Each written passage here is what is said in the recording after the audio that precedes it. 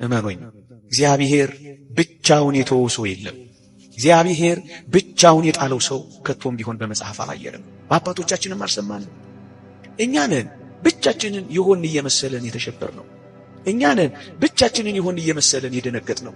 እኛ ነን ምን ዱብዳ ያደረሰብን እየመሰለን የታወክነው እንጂማ እግዚአብሔር ፍጥረቱን ረስቶ አያውቅም።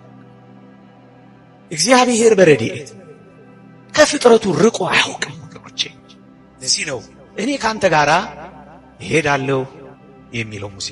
የትም እንሁን የት፣ በምንም እንኑር በምን እግዚአብሔር አይረሳንም። ለዚህ ነው በመጽሐፍ አልተውሽም ከቶም ቢሆን አልጥልሽም የሚለው። መንገድህን ለእግዚአብሔር አደራ ስጥ፣ መውጣትና መግባትህን አንተ ብክንክን አትበል፣ ለሕያው እግዚአብሔር አስረክብ።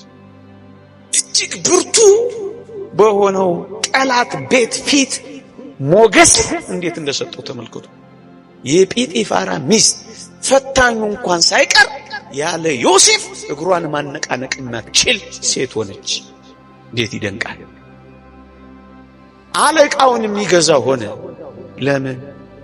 እግዚአብሔር ከሱ ጋር ወጥቷል።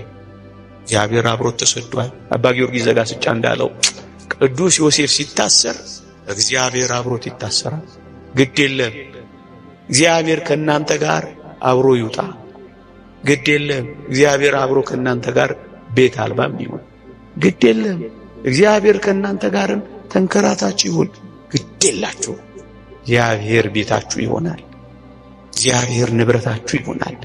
እግዚአብሔር ጸጋችሁ ይሆናል። እግዚአብሔር ክብራችሁ ይሆናል።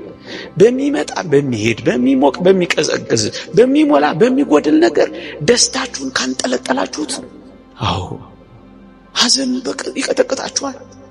ከዓለም ጋር ፍጹም ከንብረቷና ከሀብቷ ጋር ከተጣበቃችሁ ዛሬ ብቻ አይደለም ነገም መቆም አትችሉም። ትርበተበታላችሁ።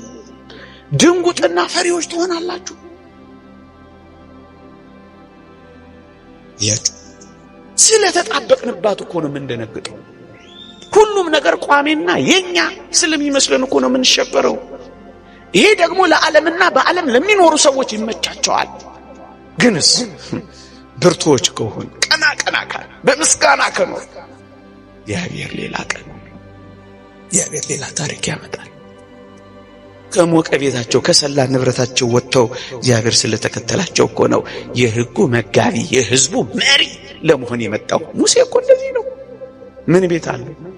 ከክርስቶስ ጋር መከራ ለመቀበልን በግብጽ ያለውን ጊዜያዊ ደስታና እርካታ እምቢ ሲል እኮ ነው እግዚአብሔር ከፍ ያለ ልዕልናን የሰጠው። ምክንያቱም እግዚአብሔር አብሮት ወጥቷል። ምክንያቱም ከእግዚአብሔር ጋር አብሮ ተሰጥቷል። ምክንያቱም ከክርስቶስ ሕዝብ ጋር መከራ መቀበልን መርጧል። አያችሁ ነገሩ እንደዚህ ነው።